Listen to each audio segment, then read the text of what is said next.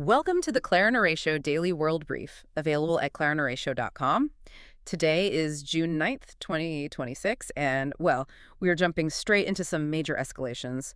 Over the weekend, the April ceasefire in the Middle East officially collapsed. It did, yeah, completely collapsed with direct military strikes between Israel and Iran. Right, and that was followed just yesterday, June 8th, by a U.S. military strike on a commercial tanker in the Gulf of Oman. So today, we are looking at how all these new red lines being drawn are impacting everything from the economic shockwaves hitting your household budget to a massive crisis of leadership at the International Criminal Court and even a high-profile civic clash over conservation in Kenya. The weekend's military escalation in the Middle East is really where we need to start, specifically looking at the facts of these tit-for-tat strikes. Israel bombed sites in Iran for the first time since that April ceasefire was established. And Tehran stated their initial missile barrage was payback for Israeli strikes on Beirut, Lebanon, right? Exactly. And all of this is occurring, more than 3 months into the broader U.S. and Israel war on Iran. It is a highly volatile chain reaction. But let me point out the bizarre disconnect here, because the messaging coming out of Washington does not match the physical reality of bombers in the air. I mean, you have U.S. President Donald Trump publicly claiming that a, quote, very, very good deal is just 2 or 3 days away. Right. The diplomatic messaging is completely fractured. It really is. He told journalists he was literally on the phone calling Israeli Prime Minister Benjamin Netanyahu to stop the retaliation. But then, only hours later, Trump told the BBC the planes were already on their way. You simply cannot claim a historic diplomatic breakthrough is imminent while also acknowledging that active bombing runs have commenced. Well, the narrative that Israel acted in unilateral defiance of Washington requires a lot of scrutiny, actually.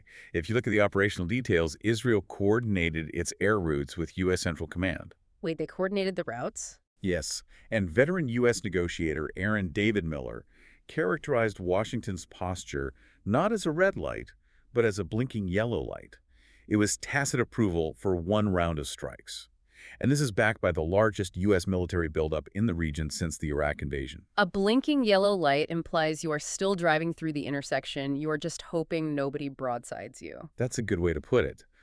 Washington wanted to limit the exchange, but they facilitated the immediate operational requirements to let Israel make its point without instantly triggering a wider war. That brings up Iran's strategy, which seems to have shifted dramatically. Having survived the U.S. naval blockade and, all those economic sanctions, they are attempting to establish a new deterrent red line. They are. They are now linking the fate of their own territory directly to attacks on their axis of resistance allies, like Hezbollah. Which forces a really important analytical question. Is Iran effectively using this military escalation as a diplomatic tool? Oh, absolutely. Because Iranian President Masoud Pezeshkian called diplomacy and defense the two wings of national power. So what specific concessions is Tehran trying to extract here? Are we talking about unfreezing tens of billions in oil revenues? Front-loading economic concessions is their primary objective. By showing they are willing to escalate, they are reminding Washington that they have highly disruptive options. They want those oil revenues unfrozen, and they are essentially holding regional stability hostage to get it. And regarding that economic friction, we saw the immediate enforcement of the blockade just yesterday. On June 8th, an F/A-18 Super Hornet from the USS Abraham Lincoln fired a precision munition at the MT Marivex, a Palau-flagged tanker in the Gulf of Oman. The human element of that strike was immediate and terrifying. The unladen tanker was set ablaze, which prompted these urgent distress calls to the All India Seafarers Union. So there are sailors trapped on board? Yes, 24 Indian sailors. Thankfully, Omani helicopters were able to rescue all of them, evacuating them safely to Masiro Island. Let's translate that global instability directly to the public impact, because a burning tanker in the Gulf of Oman hits your household budget almost instantly. Following the strikes, Brent crude oil jumped 4.6%, hitting $97.34 a barrel before settling around $94. Which is a massive single-day jump. It really is. When you disrupt the Strait of Hormuz, you create a direct pipeline to higher global energy costs. It squeezes you at the gas pump, it fuels inflation, and that inflation is exactly what keeps U.S. interest rates so high. And those high interest rates triggered severe jitters in the broader tech sector this week. Asian markets were just battered. South Korea's Kospi index dropped 8.3%. They actually had to halt trading for 20 minutes to stop the bleeding. Wow, a full market circuit breaker. Yeah, and we saw heavy losses for TSMC and Samsung too. There's this rising skepticism over whether all these massive AI investments are actually translating into real revenue, And when you add high borrowing costs and spiking energy prices to run those server farms, investors just panic. Speaking of things you might want to dive deeper into, for more daily briefings, brain candy explainers, and classic audiobooks, visit clarineratio.com. So we have been talking about physical blockades and military enforcement, but diplomatic barricades are currently straining global institutions just as much. Look at the massive crisis right now at the International Criminal Court. Right, the ICC suspension. Chief Prosecutor Karim Khan has been suspended with immediate effect by the oversight body pending a misconduct investigation. It is unprecedented. It is. Khan, who strongly denies the allegations of sexual misconduct, has been on voluntary leave since May 2025, and now the 125 member states have to vote on his future. The pressure cooker surrounding the court is intense.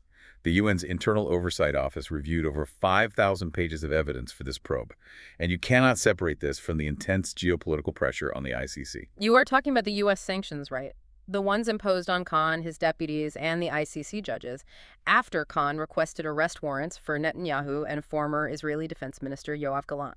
Exactly. The U.S. deployed financial sanctions and travel bans to essentially cripple the court's leadership. Which is a perfect example of how national diplomatic friction completely disrupts global cooperation, and we are seeing that exact same dynamic play out in sports right now. With the World Cup. Yes, the massive 48-team 2026 World Cup kicks off this Thursday in the U.S., Mexico, and Canada, and U.S. travel bans are just causing absolute havoc for the tournament. The human toll on the sporting community is really specific.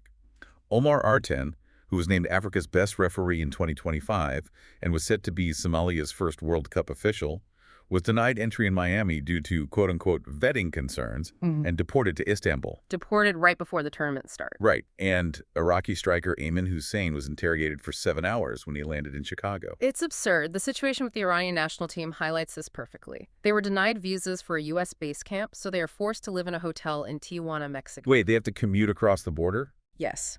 They commute across the international border strictly on match days to play New Zealand, Egypt, and Belgium in the U.S. You have to question the toll this geopolitical commuting takes on the spirit of fair play. You cannot properly prepare for a World Cup match sitting in border checkpoint traffic. It is a logistical nightmare. And, that transition from international legal clashes to local boundaries brings us to a very high-stakes civic clash over conservation happening right now in Kenya. The scenes out of Nairobi were extraordinary. Kenya's former Chief Justice, David Maraga, who is also a 2027 presidential hopeful, was arrested, hauled into a police lorry, and held alongside 9 other activists. The core dispute there is over Nairobi National Park. It is the only safari park located entirely within a capital city. Which makes the land incredibly valuable. Exactly. Activists are accusing the Kenya Wildlife Service of planning a 1,300-vehicle car park and an animal orphanage that threatens this 117-square-kilometer sanctuary. Now, to be fair to both sides of the claims, the Kenya Wildlife Service defends the project. They say the 89-acre development takes up just 0.31% of the park and actually improves animal welfare. But Amnesty International and environmental groups strongly condemn how the government handled the protests. They called it a violent dispersal of peaceful citizens who were just exercising their constitutional rights. And Maraga made his stance very clear. Once he was at the police station, he flat out refused to leave until his fellow activists were freed. He used his own detention as leverage. Which really is the thematic through line for all the stories today. If you look closely, we are seeing the shifting mechanics of leverage everywhere. How so? Well, from a nation using missile strikes to extract economic concessions at a negotiating table, to a superpower utilizing travel bans and sanctions against an international court, all the way down to a former Chief Justice using his own physical freedom as leverage to protect a national park. It leaves you with a really provocative thought to mull over today.